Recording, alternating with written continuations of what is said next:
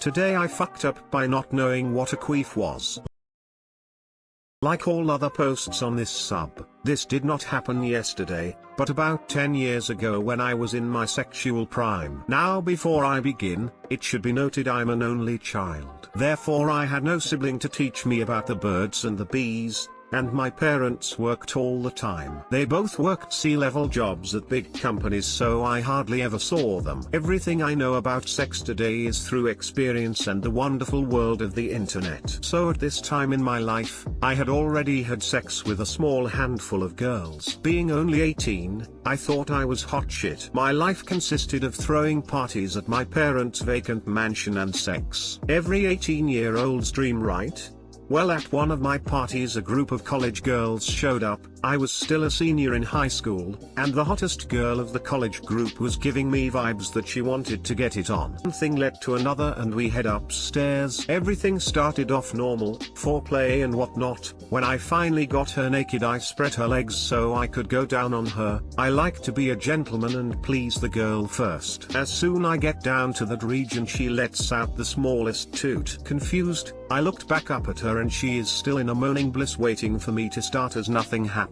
Did she just fart on me? I thought to myself. She was still begging for it, so I shrugged my shoulders and we got it on. Fast forward a week and we're now kind of dating, still having sex at least twice a day like new couples do. And each time she would let out a small toot. I liked her a lot and didn't want to freak her out by asking her about it, so I decided to go to my friends. Bad idea. They proceed to tell me that she's known as being a freak in bed and I just need to along with it. Okay, here's when the actual fuck up happens. So that night we start fooling around and this time she wants to go down on me first. She's giving me the typical BJ when she goes down a little further for a little ball play. That's when I cock my legs up and release the biggest fart I could muster. I swear her hair flew back as if she had her face in front of a fan. She immediately stops what she's doing and looks back at me in disgust. I smiled with pride and said, "That's all for you, babe." She locked herself in my bathroom and cried until she let me call one of her friends to come pick her up. Too long didn't read, didn't know what a queef was and thought my girlfriend was farting during sex as a fetish. I returned the favor by farting in her face when she was going down on me. Okay, before I go on my rant, I want to say wow. I was not expecting this to blow up and I especially wasn't expecting front page and so much gold. Thank you all for your reading my stupid story and participating. With that said, I wrote this to make you laugh. Reddit. That's it. To put a smile on your face and hopefully make your day a little bit better. The story is true in the fact that I really did let one slip on a girl when she was in my no-no area. That girl is now my wife BTW. But the rest is added filler to make it funny. Sorry I offended so many people on the tweaked facts. I love the logic of girlfriend gives a baby toot before oral. I must shit air into her mouth to requite my love. So one time I was having a party with a lot of friends and family, and we were playing Cards Against Humanity and my mom was playing with us. I forget what the subject card was, but my mom played the queefing card. When I read it, it didn't make any sense whatsoever, and then my mom was like, "Yes it does. That's the game Harry Potter plays." I had to tell my mom, "No, that's Quidditch." Queefing is a pussy fart. My mom's jaw dropped. Lol. Cards Against Humanity with moms is the most fun game ever. The student becomes the teacher. Lesson 1, Fleshlights. And this is why we should communicate in relationships, friends. You have been banned from /r/relationships. I lost it at "That's all for you, babe." Ungrateful bitch didn't even appreciate it. At first I read that like I'm only a child instead of I'm an only child and was so confused as to how you would be in your sexual prime at such a young age. I was a wheel out of only 12.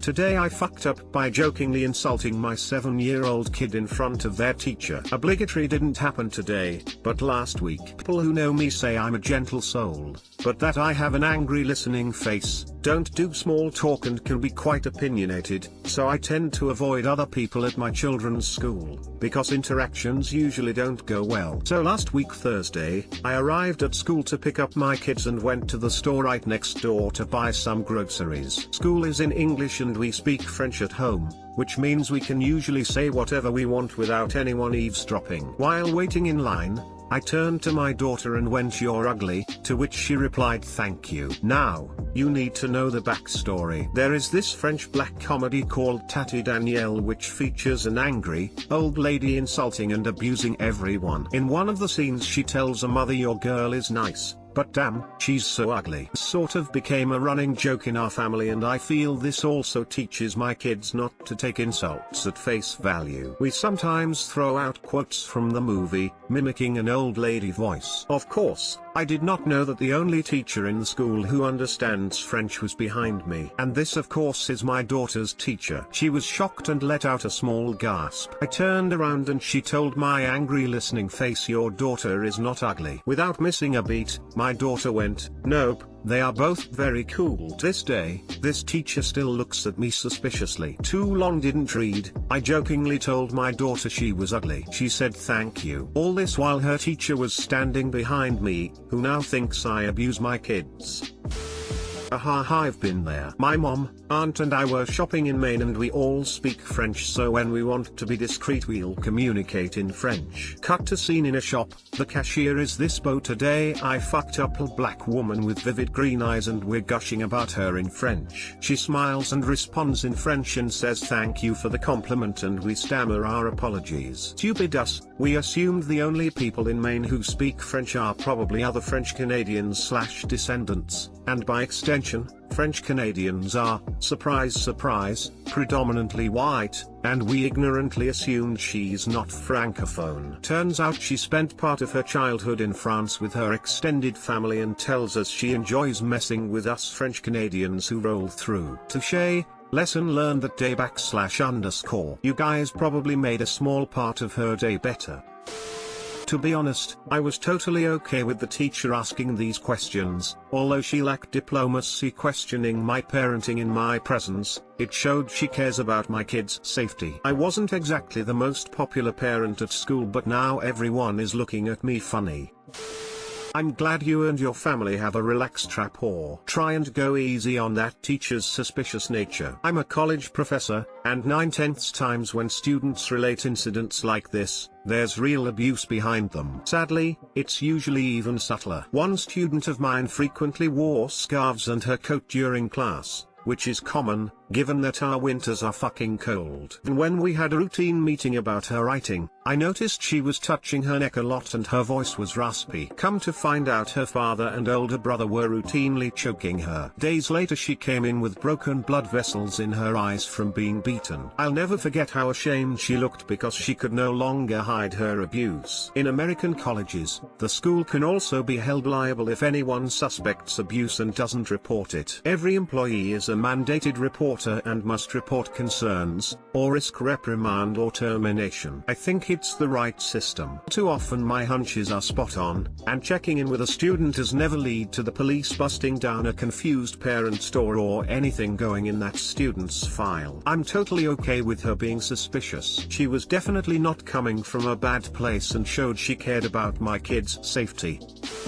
My brother and I are both in our mid-20s. Whenever I go home to my parents, I'll randomly poke my head around the corner of whatever room my brother is in and whisper insults at him. It's usually something like, "You're ugly, you smell bad, I hate you," and he won't even look at me and just say something like, "Thank you." Oh, well no you don't.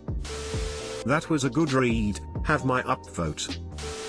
Today I fucked up by ignoring an odd feeling in my testicles.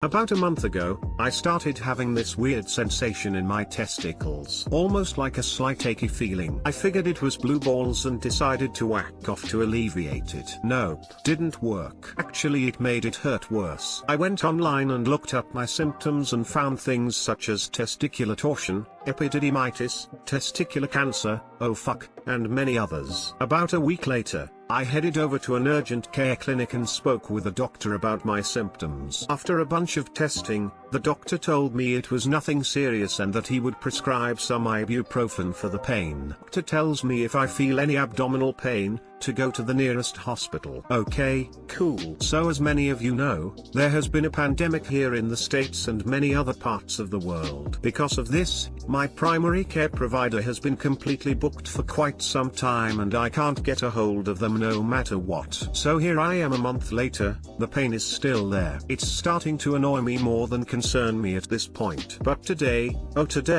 in the worst way possible, I found out the problem. I started having this achy feeling on the left part of my abdomen. It had a slight burning feeling to it, but mostly achy. At the same time this is happening, my testicles are aching as well. Oh shit. So I head over to the hospital, anxious as hell, and talk to the receptionist about my issue. An hour later, I see the doctor. Tell him everything that's been going on. He does some tests and comes to me with the diagnosis, an inguinal hernia. Basically my intestine popped out and was poking at my testicles for the past month. So what do I have to do?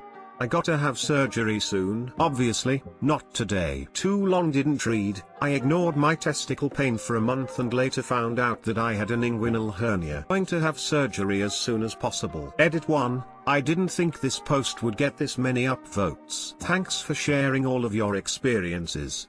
It really helps a lot knowing that I'll be okay. BTW, a couple of people pointed out my remark about the pandemic and I apologize. I didn't mean to come off as nationalistic or self-centered. Again, thank you all for your comments. Under no circumstances lift anything heavy. Or any extreme bending/lifting at all. You can pop those intestines right out. At least it wasn't ball cancer. Always look on the bright side of life. Least your balls didn't get tangled up. You get like 6 hours to have it fixed or you lose a nutsack. Doesn't sound fun. Had that happen once, woke up and I had to go to the bathroom, tried to move and the pain made itself evident. After forcing myself to move around I felt a small pop and everything moved back into place. 3/10 would not recommend.